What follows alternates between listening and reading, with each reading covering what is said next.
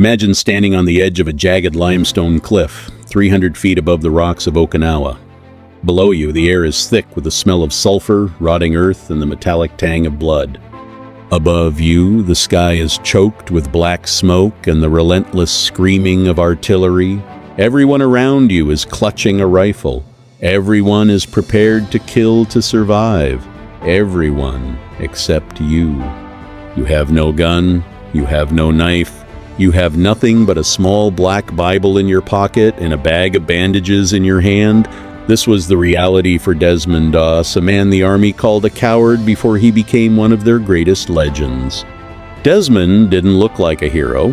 He was a skinny kid from the Blue Ridge Mountains of Virginia, a devout Seventh-day Adventist who believed with every fiber of his being that he should not kill. When World War II broke out, Desmond didn't wait to be drafted. He volunteered. He wanted to serve his country, but he wanted to do it as a medic, a healer in a world of destroyers. The Army didn't understand him. During training, his fellow soldiers threw boots at him while he prayed. His officers tried to court-martial him. They called him a conscientious objector, but Desmond corrected them. He called himself a conscientious cooperator. He was willing to walk into the fire, he just wasn't willing to take a life. In May of 1945, Desmond's unit was sent to capture the Maida Escarpment, a sheer 400-foot cliff known as Hacksaw Ridge. The Japanese were dug into deep tunnels and caves. It was a kill zone. When the Americans climbed the cargo nets to the top of the ridge, they were met with a wall of lead.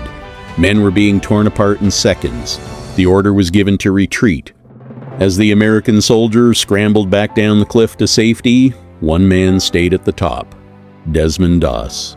He stood alone on that ridge, surrounded by an entire Japanese division. He didn't have a weapon to defend himself, but he could hear the screams of his brothers calling out from the mud. For the next 12 hours, under constant sniper fire and mortar blasts, Desmond Doss crawled through the dirt. Every time he found a wounded man, he dragged them to the edge of the cliff. He rigged a makeshift pulley system using a rope and a tree stump, and one by one, he lowered the wounded soldiers down the 400-foot drop to the medics below. Each time he lowered a man, he didn't run for safety. He turned back toward the gunfire. He whispered the same prayer over and over, "Lord, please help me get one more, just one more." His hands were shredded by the rope. His legs were heavy with exhaustion. He was a target for every enemy soldier on that ridge. At one point, he was so close to the enemy that he was practically under their bayonets, but he never stopped. By the time Desmond finally came down that cliff, he had saved 75 men. 75 lives that would have been lost to the mud of Okinawa, if not for a man who refused to carry a gun. Desmond's war didn't end there. Days later, during another attack, a Japanese grenade landed in a hole with Desmond and 3 other soldiers. Instead of jumping out and saving himself, Desmond put his boot on the grenade to shield his brothers. The explosion shattered his legs. As he was being carried away on a litter, he saw another wounded soldier who looked worse than he did. Desmond rolled off the stretcher and told the medics to take the other man. While he waited for them to return, a sniper's bullet shattered his arm. Desmond took a broken rifle stock, tied it to his arm as a splint, and crawled 300 yards to the aid station. When he was finally evacuated to a hospital ship, he realized he had lost the one thing that had gotten him through the war, his Bible.